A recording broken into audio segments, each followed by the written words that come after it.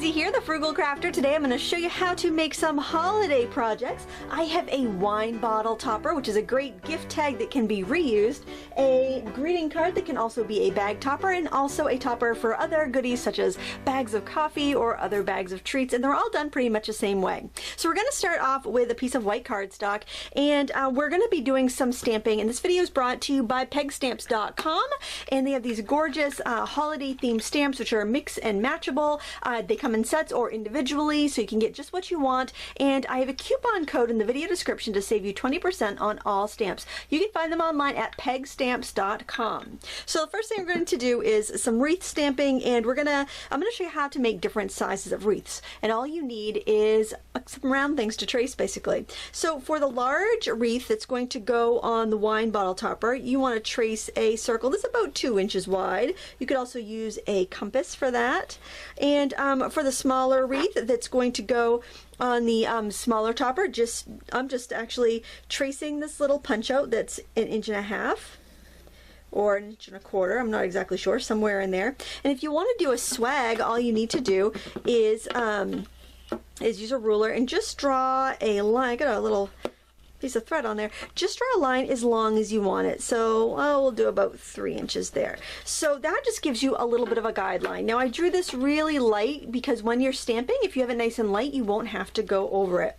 So I've got a variety of different shades of inks here, and what I'm going to start off with is this really big stamp. This is a nice holly or oriander leaf, and it's a good sized sprig that's going to make it really easy to fill a large area. And I'm starting with this dark green ink. It's called Northern Pine, and on the edge of each of the stamps you're going to see a little line, and that basically shows you where the image starts or where the stem of it is. So what I will often do is turn my paper so I make sure I have a little room, and I'm going to stamp on that line. I've re-inked my stamp, and I'm going to go again. I like these little mini ink pads for these because I tend to use a lot of different colors when I'm working with peg stamps, and I can have them all out on my table. And when I'm using full-size pads, which are handy for larger stamped images, I can't fit so many on my table, and then I'm like setting papers on them and just making a mess. So I like these little memento pads for that. So I'm basically going around my little circle that I stamped, and it's really easy to do it this way. Now I'm not sure if I'll stamp every little thing here, every single part, because it is very repetitive, but I do want to show you how to put down this first layer anyway. So there we've got our first layer of our first wreath, and don't worry if it's a little wobbly here and there, because you can fill stuff in with the smaller stamps. You always want to start with your larger stamps when you're doing peg stamp designs, because it's always easier to fit those big things in first. And it's okay if you want to like kind of tip them a little bit one way or the other as you go, because then it just gives you a little bit more of a random look. Now the smaller one, you can also start off with this big one. You know, just try not to cram them in there too much. You might even want to leave a little bit of a space there because you are filling it in, and it's going to kind of grow as you go. And if you started off with a circle smaller than this, you probably wouldn't want to begin with such a large stamp. But don't worry if it's not stamping perfect, because we're going to do some filling in. So this is layer 1. It looks very kind of very sparse, but that's all right because we're not done building. So the next thing we're going to do is we're going to switch to a different shade of green ink. This is kind of like it's called Bamboo Leaves, which is kind of like an earthy green. And I'm going to go, actually, you know what? I'm actually going to go to this one, because this stamp, if you can see, it's bigger than this one. So I'm going to work my next size down. So I'm going to do this color here with Cottage Ivory, which is ivy, cottage ivory, that's what you call it. I sounded fancy there.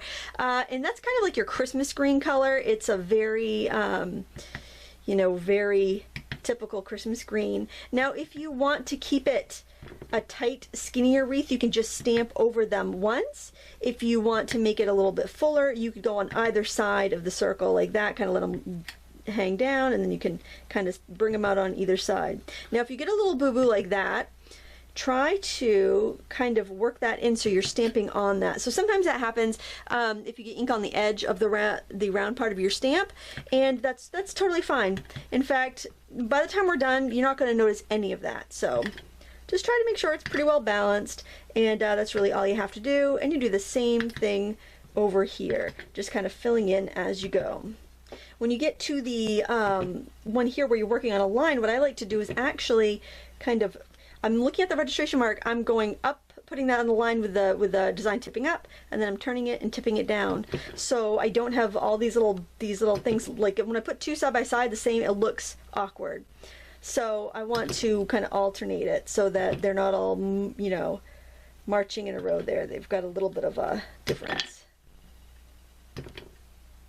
There we go. Maybe one even off the end a little bit. And then we'll go to this one because it is a little bit smaller, so it's going to fit in a little bit nicer. And for this one, I'm going to go around the outside of this big guy here, all the way around. This is a boxwood, I think, a little boxwood leaf. Really pretty. It's really, you could do a nice little wreath with one of these too, especially if you wanted to do a smaller wreath, or maybe if you're into like dollhouse miniatures. And then I'm going to go on the inside too. And I just kind of, now these, I like to have the registration mark. I like that facing the inside of the circle. So it's kind of like coming out like points on a compass kind of. Now just be careful to stamp straight down because I am going to use the inside of this as part of our design motif. So I really don't want to get, I don't want to rock my stamp and get odd little marks in there. But if you do, you know, you might be able to sneak another little frond in there. And we do the same thing on all these others, just like we did before. Okay, and then I've got this little sprig of little berries on a branch there. And I'm going to do that in this dark red ink. This is called Bamboo Shoots. It's one of my favorite reds because it's not quite a Christmas red. It's more of like a burgundy or a maroon, but I feel like it's so much more natural looking that you don't have to, if you make a mistake, it doesn't glare at you, I guess would be the right thing. I'm just also trying to keep that registration mark towards the center of my wreath, just in case I get a little, I stamp it in a really obvious place. At least I'll have the berries sticking to the outside, which is what I want. And if you feel like something's too sparse, just go in and stamp a few more. And then when I'm on a long, like a swag or a border, I do want to maybe make them come out the same way. So they're kind of tipping out from that center point. You know, so it does look like there's a little bit of, you know, rhythm and pattern to it, but I don't want it to feel like super contrived. And then, I mean, it's up to you if you want to put anything in there, because that's smaller, so you don't really have quite as much room. So I think I might leave that one alone. And then I want to put something in the middle here because cutting out the center of these is difficult. And when you're doing Christmas things, a lot of times you are, you know, you don't want to spend, you know, 4 hours on a project. So, you know, you want to try to keep that in mind. And I'm just going to stamp a few of these guys, and I'm just putting like a little bit of shading. So what I do is I stamp it in the bright red ink, which is Ladybug, and then I'm getting a little bit on the edge of the rhubarb stalk, and since I've already used that color, I know that it's going to be fine. I think I'm going to turn that one a little bit so it's kind of coming out from, they're all kind of coming out from one like stem. And then I'm going to go in with a different green, and you know, you can totally mix and match your inks. You don't have to feel like you have to own every color from the same company. This is an Altenew color that I happen to have that was just a little bit different than the other ones, so I thought it might look nice to put this in the middle with my poinsettias or poinsettias, depending on where you're from and how you say it. I always tend to say poinsettia. You can let me know in the comments below how you like to pronounce it. Okay, and then we're going to do a little embellishing with some markers, and I've got this kind of glittery sparkle pen, and I'm just going to dab in some berries. I like to cluster them in threes and then do a couple like kind of random ones, and they're nice and bright and glittery. This is one of those new Jane Davenport Sea Glitz markers, which are kind of fun. And then I think that looks really sweet on this little wreath here because it's a little simpler. Now if you had a die cut of a wreath, if you die cut it first, maybe put a piece of black paper underneath so you could see the edges, you could totally just stamp on that and then save yourself a little work. But it's pretty easy just to cut these out with scissors when you're done. And then on the center of those poinsettias, I am going to use this gold marker, and I'm just going to dab in the centers there just to give it a little sparkle and to kind of make it look like a poinsettia. Now I probably should have left a little bit more room around those flowers in the center, but I think it still looks very much like a wreath. So to cut these out, what I'm going to do is I am just going to leave like about 1/8 of an inch, 1/16 of an inch to 1/8 of an inch border somewhere in there, and turn your paper instead of turning your scissors, and you'll have a much easier time. Now on some of my samples what I did was I drew a pencil line around the wreath. I just kind of drew it about, you know, 1/16 of an inch around the border, and I put it in my scan and cut machine, which did save me a little time, but some of them didn't scan that well because, you know, you have a lot going on here. So I determined that it's actually quicker to do this by hand. In case you were wondering, it being one of those projects where you might end up making a bunch of them, I think by hand is just as quick, especially since we don't have to cut out the middles, because that's kind of that does take a little bit of time. So you want to cut out these 3 elements, and then we will continue on with our projects. There, it didn't take any time to cut those out, and I had a bunch of leftover cardstock here, so what I like to do is just use a tag punch, or if you have a tag die cut you can use that too, and just punch out a few tags from the scraps here. And those will be really handy when you're doing your Christmas wrapping. I think having as much of this stuff done ahead of time will really save time in the long run. Plus, it's really distressing to do some crafting like this. You can just chill out, put on a Christmas movie or some music, and just enjoy. And then I just stack them up and give them a punch through the top so I can use string with them if I want. And this little stamp here is just the ideal size for making gift tags, and it's just a simple little to and from. And I keep a dish of these out on my table. I'll punch these out of scraps while I'm working, and then I just always have a dish of these on my craft table, and then anybody that needs a tag can just grab one and wrap their presents, and they don't even have to ask me if it's okay, you know, because they're meant to be used. And this one is available on its own from Rubber Stamp Tapestry. It's just such a handy little size to have. And there, so we have those ready for when we want to do any wrapping. And if you want to get fancy, you can do a little bit of ink on the edge with red or green. And yeah, that's pretty easy. Just have a bunch of those on hand. And I wanted to show you really quick the difference. Like I mentioned that we left the red berries, the stamped red berries off of this, and this one had the stamped red berries on it. So, you know, you can make those as full as you want. This was done on the same size circle. I traced the same size circle, and it just depends on how much you want to fill it out and how much you want to let that wreath grow, really. So you are in charge of that, which is nice because nobody else is going to have a card just like yours. So we're going to start off by making the wine topper. That's really great because you don't have to just use it for wine. You might want to make, like I saw a tutorial on how to make your own vanilla extract, or maybe you want to make enhanced olive oils for gifts, anything like that. This is an excellent way to gift something like that. So I've got this piece of cardstock, and you can get about 3 toppers from one piece of cardstock. This is about 3.5 by 8.5 because it was an 8.5 inch wide piece. And the first thing you're going to want to do is punch a circle on one end, and this punch doesn't have a really deep reach to it, but it still works fine. But whatever, you know, circle punch you have or circle cutter, it doesn't really matter. You can use whatever you have. And so, I mean, this does have a fairly small spot there, but I think it's going to be fine. It's cardstock. It's not super flimsy. And then I am going to round these top corners here. You want to try to center it up as best you can. This isn't perfectly centered, but I'm not going to worry about it. And then I'm going to just fold this back. You know, I'm not scoring it. I'm just using regular, you know, craft store cardstock. Nothing. It's only 65 pounds. It's not really heavy.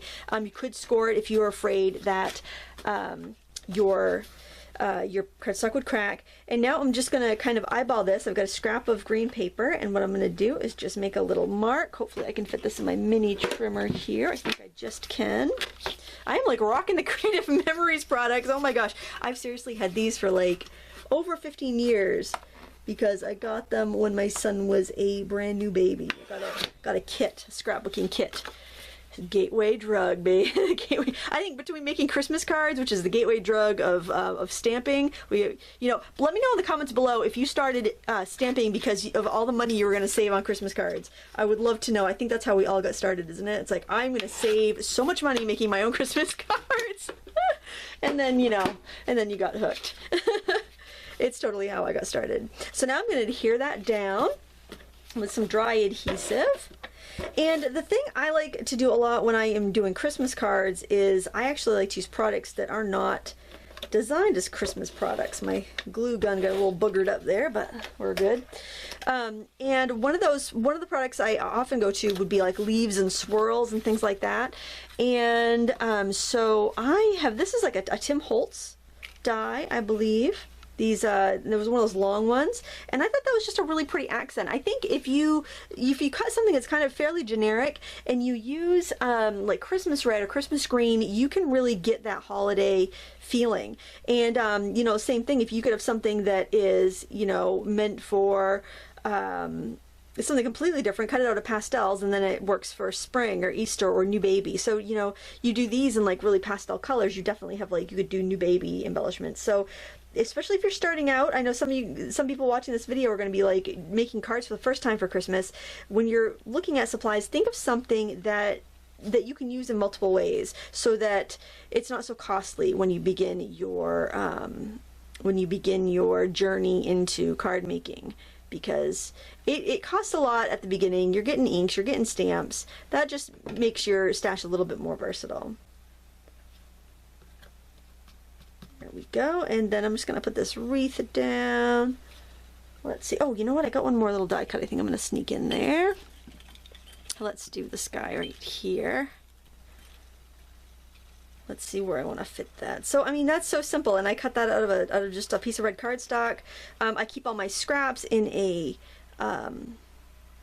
just in a little hanging file folder by color, so that when I need a scrap of red, I can easily get that. I have a little Scotch tape on there because I had to tape it to my die because it kept moving when I went through my die cutting machine. So I got a little, there we go, I got it. And we'll put our little wreath on there. I like this. This zip dry works pretty good, because if you're kind of klutzy like me and you get like big gobs of glue where you don't want it, you can roll them off after they dry, which is really nice. Okay, so we're gonna do work with some buttons, and you've all seen my button hack. I'm pretty sure I've shown you. Well, this might be your first video, so I always have to assume that somebody's new. So sometimes I'll take a scrap of cardstock and I'll use that for thread in my buttons, because I do think it looks nice to have a thread in your buttons, and I just feed it through one hole, and if I'm lucky I did it in front of the camera so you can actually see what I'm doing, and then go through the other one, and I just tear off. I twist the legs together there and just tear it off, and there, it looks like a little threaded button. But I came up with this other idea, and I just thought it was completely awesome. You can let me know what you think in the comments below, but I took a green acrylic paint marker, get a load of this, and I just simply drew little lines. Isn't that awesome? That is even easier than using the little sliver of paper trick. So give that a try sometime. It works so well. An inexpensive adhesive I like to use for thick embellishments on crafts is hot glue. I think that it just grabs really well, works really good on paper crafting. Just got to be careful. It's not something you want to use with kids, and you know, you are kind of taking a little risk when you have something really tiny, so just use caution. But I just like how it's instantly dry and ready to go and do something else. Okay, I love the fact that this gift tag can be reused, meaning they could take the tag off and they could give it to somebody else, you know, use it on another gift. And I like my things to be as reusable as possible. So I'm gonna grab a piece of baker's twine, and I'm just gonna cut off about an 8-inch piece and thread it through my tag. And I'm just gonna do like a little overhand knot. This for the ends. I just want the tag to be long enough that I can thread it through itself so it can be removed from the topper without tearing the topper. Okay, so hopefully that's enough. But I don't want it so long that it looks kind of, you know, sloppy. And then I am just going to feed it through itself here. And then this tag can either be cut off or, you know, fed back off again when somebody wants to re-gift it. And there we go, a to and a from right there. And then that's going to slip right over your, you can see here, this is the first time I made, that's going to slip right over your bottle of wine or your homemade vinegar, olive oil, or vanilla extract, or whatever it is you're giving this holiday season. And I think it looks really beautiful. And another thing you could do, if you want to add a little bit more to the gift, you can make a pocket in the back. So if I'm going to make a pocket, this is how I do it. It's very simple. I would just take a scrap of cardstock like this, okay? And I want to make a, want to like seal it on 3 sides. So I'm going to do each side. Did I get adhesive? I did, okay. And the bottom. And then this is nifty because you put this right in this inside here, and then you could slip a little gift card in there. So to maybe to like, you know, your favorite, your specialty grocer, or just someplace, or maybe even a gift certificate for a dinner out. That's something I love to get people that I know love to go out to eat, because it's not going to collect dust in their home, and it's just really thoughtful, and then they can go out and not feel guilty about it if they have, like, you know, the budget's a little tight, they shouldn't be going out to eat, but you know, if they got a gift card, then it's a nice sentiment. So the next thing I want to show you are the bag toppers or Christmas card option. Very simple. So what I did here was, you know, coffee is a great gift to give a coffee lover because it's consumable, and all you have to do is just make a little topper like that. All that is a piece of folded cardstock with a little scrap of pattern paper wrapped with ribbon and button glued on, and our little stamped thing, and then you could just use a little double-sided tape to stick that on the top, and you could stamp a little to and from on the back. When you're on the craft cardstock, I recommend you use a darker ink like the rhubarb stock or black or brown, but there you've got that, and that's really easy. You could make a bunch of these up ahead of time, and you could even make them a little bit wider. If you cut a piece of cardstock in half like you're going to make a card, actually you make it just like you would a card.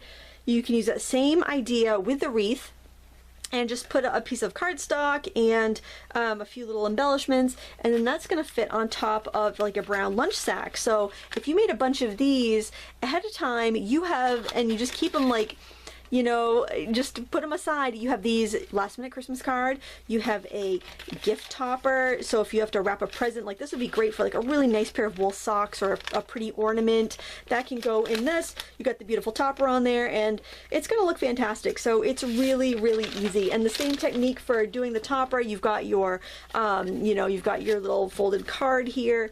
You just put your pattern paper. This is a great way to use up some scraps. So you just adhere down your paper. If you do need to trim it a little bit, you can do that with your little trimmer here. Sometimes I find it's easier to trim the base versus the topper. And then you could just put on your swag that you stamped, or you could do your wreath. You could add an embellishment. Actually I really like the simple wreath probably the most.